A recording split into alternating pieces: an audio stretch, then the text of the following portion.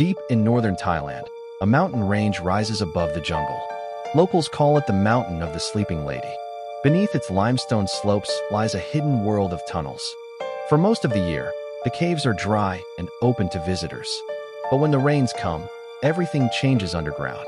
A sign at the entrance warns of the danger every season. Few imagined that warning would soon become a global story. This is Tham Luang Nang Non, a cave system 10 kilometers long. It winds beneath the mountain in narrow, twisting passages. Water seeps through the limestone during the monsoon months. Chambers that are walkable in dry season can flood within hours. Local guides know this danger well and avoid the wet season. In June 2018, that knowledge would matter more than anyone knew. A normal afternoon was about to turn into a nationwide emergency. On a Saturday afternoon, a local football team finished practice. 12 boys, aged 11 to 16, packed up their gear. Their assistant coach, only 25 himself, joined them. It was meant to be a short adventure before heading home. The group decided to explore a nearby cave they knew well. They left their bicycles locked near the cave entrance. No one expected the weather to turn as quickly as it did. The sky over the mountain had already begun to darken. Clouds gathered heavy with the first signs of monsoon rain. Inside the cave, the boys moved deeper without noticing the change. Behind them, water began rising through the narrow passageways. By the time they realized the danger, the path back was gone.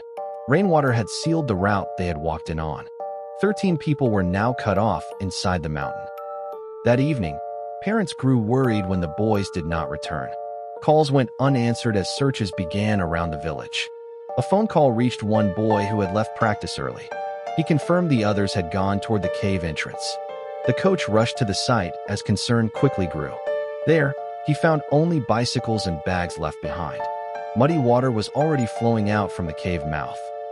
Local officials were alerted within the hour that night. Flashlights swept across the entrance, revealing footprints in the mud. Handprints on nearby rocks suggested the group had gone in. But the passage ahead was already partly filled with water. Search teams realized entry would not be simple or safe. Word spread quickly through the village and beyond. By morning, this had become a full search and rescue operation. Thai Navy SEAL divers arrived to begin the search underground. The passageways were narrow, dark, and filled with cold water. Visibility dropped to almost nothing beneath the surface. Divers moved carefully, feeling their way along guidelines. Handprints on the walls confirmed the boys had passed through. But rising water kept pushing the search teams back. Every meter gained felt like a battle against the mountain itself. Above ground, heavy rain continued falling without pause. Rescue teams pumped water from the cave as fast as they could. Helicopters searched the ridges above for any hidden opening. Volunteers and soldiers gathered by the hundreds at the site. News of the missing team spread across the country. Families waited outside the cave entrance through the night. No one yet knew if the boys were still alive. As days passed, the search grew into an international effort. British cave diving experts were called in for their experience. Military teams from the United States joined the operation. Divers from China and other nations arrived soon after. Nearly 1,000 people gathered to help with the search. Equipment poured in from around the world within days. What began as a local rescue had become a global mission. Engineers worked to divert water away from the cave system. Pumps ran continuously, fighting to lower the flooded passages.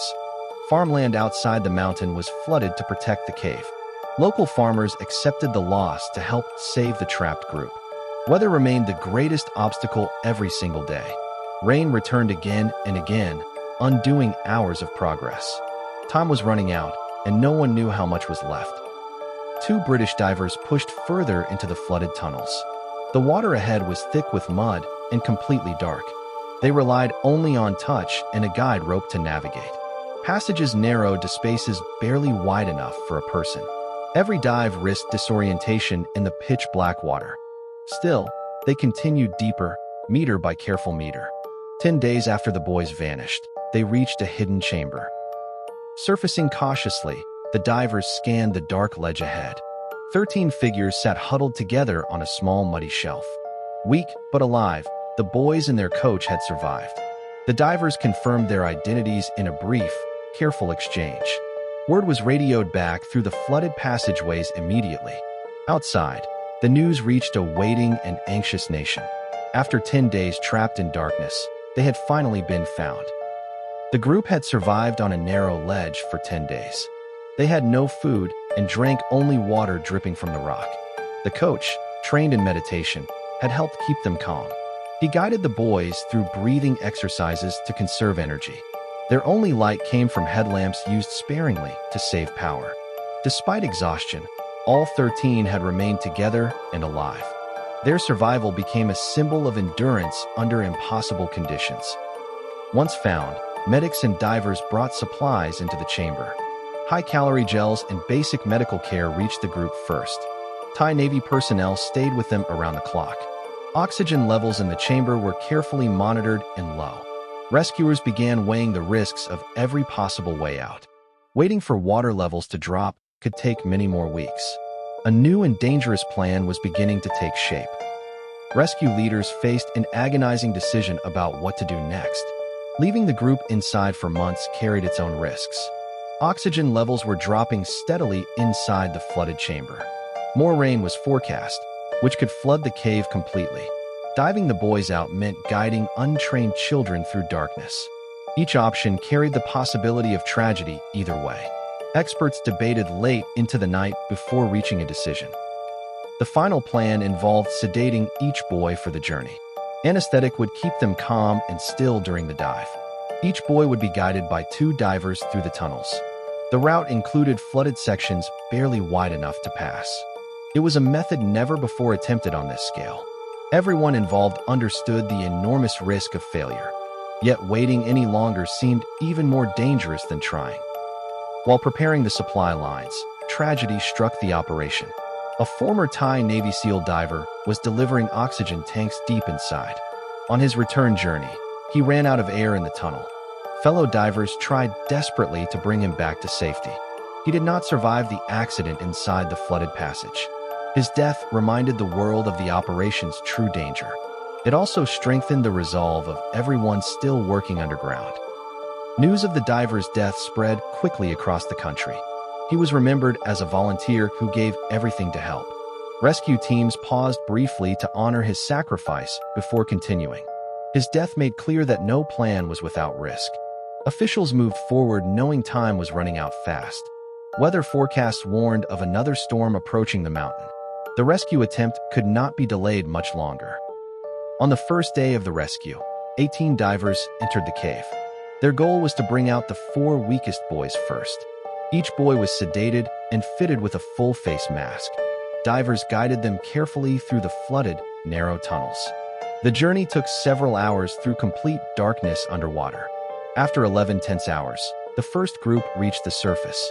Ambulances rushed them immediately to a hospital in Chiang Rai. Crowds outside the cave watched anxiously as news updates arrived. Cheers broke out when word came that 4 boys were safe. Medical teams confirmed they were in stable, good condition. Families were kept at a distance for infection control reasons. The success brought hope, but 9 people remained inside. Rescuers knew they would need to repeat the process again. Exhaustion was setting in, but there was no time to rest. The second day of the rescue began early the next morning. Divers returned to the same treacherous path through the mountain. 4 more boys were sedated and prepared for the journey. The dive teams moved with practiced but cautious precision. Oxygen tanks were staged along the route to support the divers. After 9 more hours, the second group emerged safely outside. Relief spread again through the crowd waiting near the entrance. Inside the hospital, doctors monitored the recovering boys closely. They were kept in isolation to prevent infections from the cave. Families were allowed brief visits through a glass window only. Meanwhile, at the cave, rescuers prepared for the final push. Only 4 boys and their coach remained trapped inside. Weather reports again threatened heavier rain within hours. The rescue team knew this final attempt could not wait. The coach had insisted the boys leave before him each time. He remained behind with the last group until the very end. Having once been a monk, he had trained in staying calm. His guidance had helped the boys endure the entire ordeal. On the final day, it was his turn to be rescued. Divers prepared him and the last 3 boys carefully. The mountain's most difficult passage awaited them one last time. The final dive followed the same demanding route as before. Each person was guided slowly through flooded, narrow sections. Divers communicated through hand signals in the pitch-black water. Every minute underground carried the weight of the entire operation. After hours of careful movement, the last group reached open air. All 12 boys and their coach were finally free. The 18-day ordeal inside the mountain had come to an end. Outside the cave, the mood shifted from tension to celebration. Rescue workers embraced one another after weeks of effort. Equipment that had supported the operation was slowly packed away. Water pumps that had run for days were finally switched off. The jungle around the cave returned to a quiet stillness. For the first time in 18 days, no one was trapped inside. The mountain that had caused so much fear now stood calm. News of the successful rescue spread quickly around the world. International teams that had joined the effort began heading home. Local villagers thanked the rescuers who had worked tirelessly for weeks. The cave itself was closed to prevent further accidents. Signs warning of seasonal flooding were reinforced at the entrance. The operation was later described as one of the most complex ever attempted. Its success depended on cooperation between nations and skilled volunteers. The boys and their coach remained in the hospital for observation. Doctors monitored them for infections common after long cave exposure. Slowly, their strength and health began to improve each day. Messages of support arrived from people around the world. Sports teams and organizations invited the boys to future events.